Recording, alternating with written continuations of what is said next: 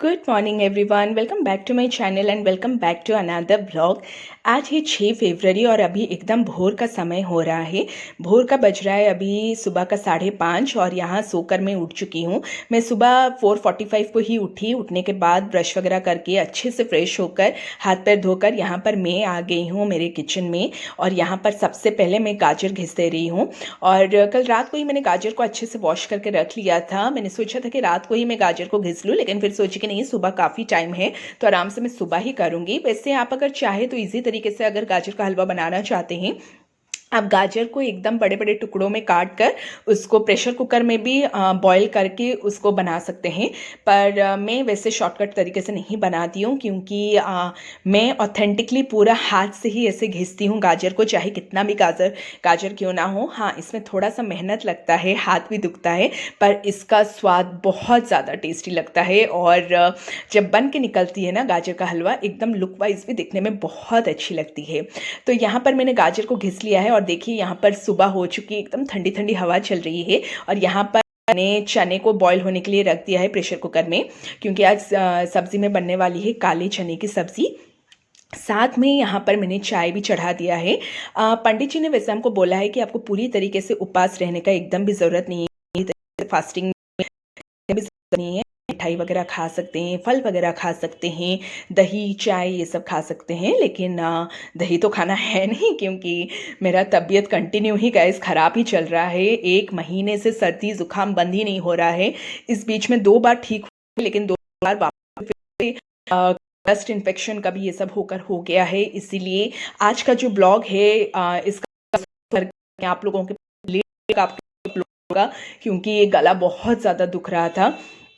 तो इसीलिए देखिए यहाँ पर अभी मैं गाजर का हलवा बना रही हूँ और चने यहाँ पर मेरे अच्छे से बॉईल हो गए हैं, तो उसको मैं अभी बंद करके रख दी हूँ। पहले मैं हलवा बना दूँगी, उसके बाद ही मैं सब्ज़ी बनाऊँगी। और यहाँ पर कढ़ाई में मैंने घी को अच्छे से गर्म कर लिया। गर्म होने के बाद यहाँ पर मैंने जो घिसे हुए गाजर थे उसको मैं डाल दी और गाजर को अच्छे से मैंने चला लिया। गाजर का जब मॉइस्चर निकल गया उसके बाद मैंने इसमें डाल दिया है शक्कर। नाप कर मैंने ले लिया है शक्कर। आप चाहे तो शक्कर की जगह कंडेंस्ड मिल्क भी यूज़ कर सकते हैं, या तो कंडेंस्ड मिल्क और शक्कर दोनों ही यूज़ कर सकते हैं, पर मैं सिर्फ और सिर्फ शक्कर का ही यूज़ करती हूँ। और यहाँ पर देखिए जब मैंने दूध भी डाल दिया था। दूध जब इतना पूरा दूध को अच्छे से चलाने के बाद जब इतना थिकनेस हो गया, इस स्टेज पर यहाँ पर मैं इसमें डाल दे रही हूँ खोआ।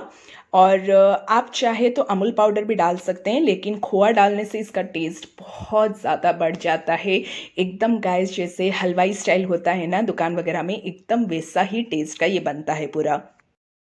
पर देखिए मेरी हलवा एकदम बनकर तैयार है। मैं इसको इतना ही थिकनेस रखूँगी, इससे ज़्यादा मैं दूध को नहीं मारूंगी, क्योंकि क्या होगा ना, अगर आप दूध को जितना ज़्यादा गाढ़ा करेंगे उसके बाद क्या होगा, वो सूखा टाइप का हो जाएगा। और ये मैं सूखा वाला हलवा एकदम भी नहीं बना रही हूँ, ये मैं एकदम ऑथेंटिक जैसे हलवाई वगैरह में मिलता है, मैं उस तरीके से ही इसको बना रही हूँ, क्योंकि ठंडा होने के बाद ये अपने आप ही थोड़ा सा और थिक हो जाएगा। फिर इसके ऊपर मैंने डाल दिया है कटे हुए बादाम। आप चाहे तो काजू किशमिश को भी घी में फ्राई करके डाल सकते हैं, पर यहाँ पर मैंने सिर्फ डाला है बादाम। और मेरी गाजर का हलवा बनकर तैयार है गाइस। और यहाँ पर अभी मैं बना रही हूँ सब्ज़ी। सब्ज़ी के लिए मैंने यहाँ पर तैयार कर लिया है, मैंने कढ़ाई में डाल दिया है तेल। तेल डालने के बाद यहाँ पर मैंने कुछ सूखे खड़े मसाले डाले हैं, जैसे कि जीरा, दालचीनी, एक तेज पत्ता, और जो गोटा धनिया होता है उसको मैंने अच्छे से पीस कर उसको डाल दिया है। और यहाँ पर जो मसाला मैंने कल रात को ही प्रिपेयर किया था, और ये जो सब्ज़ी बन रही है, जैसे कि मैंने आपको कल ही बोला था, ये बिना प्याज लहसुन का ही सब्ज़ी बनेगा, क्योंकि आज घर में पूजा है। और घर में जब भी पूजा होता है सब किसी के घर में ही यही होगा, प्याज लहसुन नहीं बनता है। सेम मेरे भी घर में है, प्याज लहसुन का एकदम ये मन नहीं रहा है। हालांकि ये जो सब अभी बन रहा है गाइस, ये पूजा के बाद खाने के लिए ये बन रहा है, क्योंकि ये मैं जो बना रही हूँ 8 से 10 आदमी के हिसाब से ही खाना बना रही हूँ। और बेसिकली सिर्फ भोग पे जो पंजीरी चढ़ने वाला है वही ही भगवान के पास जाएगा। बाकी ये सब जो है पूजा ख़त्म होने के बाद जो खाने का प्रिपरेशन है, मैं अभी वही सब ही कर रही हूँ। और यहाँ पर मसाला डाल देने के बाद मैंने मसाले को अच्छे से पीस लिया और इसमें मैंने फिर कुछ सूखे मसाले डाल दिए, जैसे कि हल्दी पाउडर, धनिया पाउडर, कश्मीरी लाल मिर्च पाउडर, नमक स्वाद अनुसार और थोड़ा सा जीरा पाउडर। और यहाँ पर देखिए एकदम कितना बढ़िया कलर आ रहा है। मसाले को हमें अच्छे से एकदम भुनाई करना है और इसका एक अलग ही कलर आएगा एंड बहुत अच्छा एरोमेटिक जैसा खुशबू आ रहा था एंड बहुत ही अच्छा लग रहा था। और पूजा वगैरह में आप इस तरीके का सब्ज़ी बनाएंगे, यकीन मानिए आपको खाने में बहुत ज़्यादा टेस्टी लगेगा। और अगर इसको थोड़ा सा नाप कर हर एक चीज़ अगर स्वाद के हिसाब से बनाएं तब तो इसका स्वाद दुगना ही बढ़ जाएगा। और जब भी मेरे घर में पूजा होता है इसी तरीके का ही सब्ज़ी बनता है, या तो काले चने का सब्ज़ी, या तो छोले बनता है, या तो हलवाई स्टाइल जो दरदरा वाला आलू होता है, आलू की सब्ज़ी, वो सब बनती है। तो यही सब भी हम लोगों के यहाँ पे होता है। और आज मैंने सोचा कि नहीं, आज काले चने का ही बनेगा।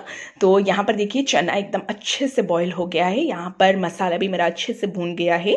इस स्टेज पर यहाँ पर मैं इसमें डाल दे रही हूँ ये सारे चने और इसको हमें अच्छे से चलाते रहना है। और गाइस, अगर आपको मेरा ये काले चने का रेसिपी का वीडियो चाहिए या गाजर के हलवे का वीडियो चाहिए, मैंने ब्लॉग में पूरी तरीके से डिटेलिंग में नहीं किया है। अगर आपको चाहिए कि मैं किस तरीके से बनाती हूँ तो आप लोग मुझे ज़रूर से बोलिएगा, मैं आप लोगों के साथ ज़रूर से शेयर करूँगी।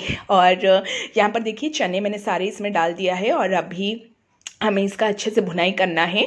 और वैसे तो चने ऑलरेडी बॉइल्ड हैं और हमारा मसाला भी ऑलरेडी हो चुका है, बस अभी और 5-6 मिनट है अभी बस और इसकी भुनाई करनी है।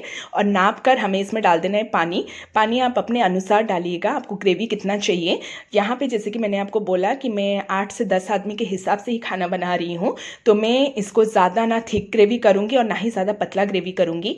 क्योंकि क्या होता है, चना हो, छोले हो, मटर हो, ये सब चीज़ें क्या होता है जब ठंडा होता है ना, अपने आप थोड़ा सा अब्जॉर्ब भी कर लेता है। तो इसलिए मैं यहाँ पर ग्रेवी को इतना ही रखने वाली हूँ। और मेरी सब्ज़ी भी बनकर तैयार है। यहाँ पर अभी मैं फाइनल इसमें गार्निश कर रही हूँ धनिया पत्ता, और धनिया पत्ता एकदम भर भर के मैं डाली हूँ। और देखिए मेरी सब्ज़ी भी बनकर तैयार है। कलर वाइज जितना अच्छा दिख रहा है, खाने में उसका बहुत ही ज़्यादा दुगना टेस्टी था और सब कोई खाकर बोले कि खाना बहुत ही स्वादिष्ट बना था, चाहे वो मेरा हलवा हो या सब्ज़ी ही क्यों ना हो। मैंने सोचा था कि मैं मटर पनीर भी बनाऊं, लेकिन गाइस एकदम भी टाइम नहीं मिला, तो इसलिए मैं और वो नहीं बना पाई। तो मैं यहाँ पर सिर्फ सब्ज़ी में काले चने का सब्ज़ी बनाई थी, पूरी और हलवा ही था। और यहाँ पर देखिए सब्ज़ी बन जाने के बाद यहाँ पर अभी मैं मेन जो भोग में चढ़ेगा पंजीरी, उसकी तैयारी अभी मैं कर रही हूँ। तो यहाँ पे मैंने ले लिया एक नॉनस्टिक का पैन में मैंने डाल दिया है घी अच्छे से गर्म होने के बाद हमें इसमें डाल देना है आटा। और याद रखिएगा आटे को हमें एकदम धीमी आंच में भूनना है। आटे को एकदम भी हाई हीट में मत भूनिएगा, वरना आपका आटा तुरंत ही जल जाएगा। और धीमी आंच में भी आप जब भुनाई कर रहे होंगे, इसको कंटिन्यूसली भुनाई करना है, कम से कम 15 से 20 मिनट इसकी भुनाई करनी है। शायद हाथ में थोड़ा सा दर्द भी आपको होगा, लेकिन 1 सेकंड के लिए भी इसकी भुनाई को नहीं रोकना है, वरना ये जल जाएगा। और भगवान को एकदम भी जला हुआ चीज़ नहीं चढ़ाया जाता है। और पंजीरी का टेस्ट अगर थोड़ा सा भी जलने जैसा आटा हो जाएगा, उसका टेस्ट पूरा ख़राब हो जाएगा। तो यहाँ पर देखिए एकदम आटे को अच्छे से 15 से 20 मिनट मैंने भुनाई किया, उसका एकदम रंग चेंज हो गया, पूरा गोल्डन ब्राउन हो गया। इस स्टेज पर मैंने इसमें डाल दिया है पंचमेवा। ये जो पंचमेवा है ये पंडित जी ने ही लिखा था लिस्ट में, क्योंकि ये भोग के लिए ही बनता है और ये प्रसाद मेरा बहुत टेस्टी बनता है। स्पेशली हमारे यहाँ जो पंडित जी आते हैं उनको मेरे हाथ का ये प्रसाद बहुत ज़्यादा पसंद है। और ये प्रसाद जो है मैंने जितने जन को भी दिया था, सब कोई बहुत ज़्यादा खुश हुए, खाए और सबको बहुत ज़्यादा अच्छा लगा और मुझे भी बहुत ज़्यादा खुशी हुआ। वैसे इसको थोड़ा सा इस तरीके से ही रखा जाता है और जब भोग बन जाता है इसका मैं लड्डू बना देती हूँ, क्योंकि पंजीरी का आप ऐसे सूखा भी ऐसे रख सकते हैं, या तो अगर आप चाहें तो इसका लड्डू बनाकर भी सर्व कर सकते हैं। लेकिन क्योंकि ये भोग में जाएगा तो इसको मैंने ऐसे ही अभी रखा है। पूजा हो जाने के बाद इसका मैं लड्डू बना दूँगी। और यहाँ पर देखिए मेरा किचन में सब कुछ काम ख़त्म हो गया है। यहाँ पर सब्ज़ी रेडी है, हलवा रेडी है, प्रसाद रेडी है, और यहाँ पर मैं नहा धोकर मैं खुद भी रेडी हो चुकी हूँ।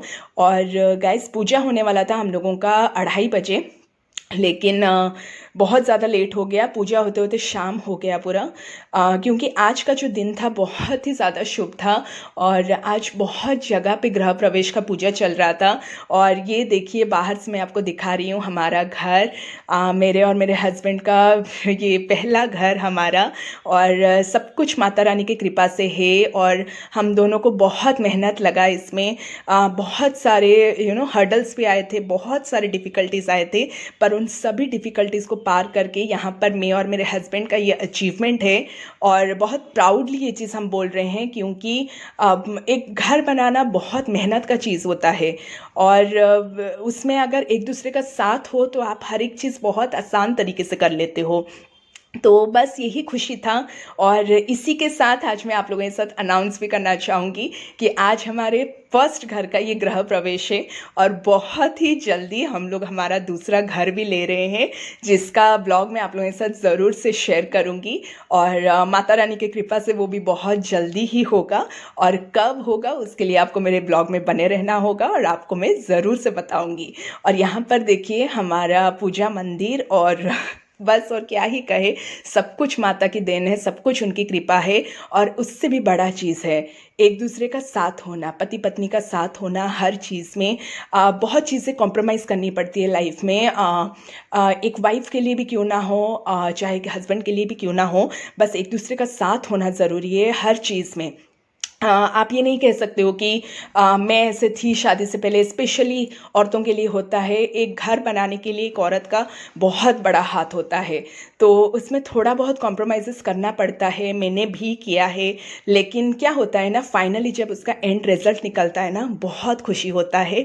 और यहाँ पर देखिए मैं आटा यहाँ पर गूँध रही हूँ, और जो पूरी के लिए बनेगा, वैसे ये मैदे का ही आज पूरी बनने वाला है, कसूरी मेथी डालकर। और ये देखिए बहुत प्यारा लग रहा था। अभी तो बहुत कुछ काम बाकी है हमारे घर में, पूजा ख़त्म होने के बाद धीरे धीरे हम लोग सब कुछ करेंगे, जैसे कि किचन में मॉड्यूलर होना बाकी है और भी कुछ कुछ चीज़ें। लेकिन हम लोग कोई हड़बड़ी नहीं कर रहे हैं, क्योंकि बोलते हैं ना, slow and study wins the race. तो कोई भी चीज़ में हड़बड़ी कभी भी नहीं करना चाहिए, आराम आराम से चीज़ें करें, क्योंकि घर है, ऐसा तो नहीं है कि कोई होटल है कि आपको तुरंत तुरंत से करना है।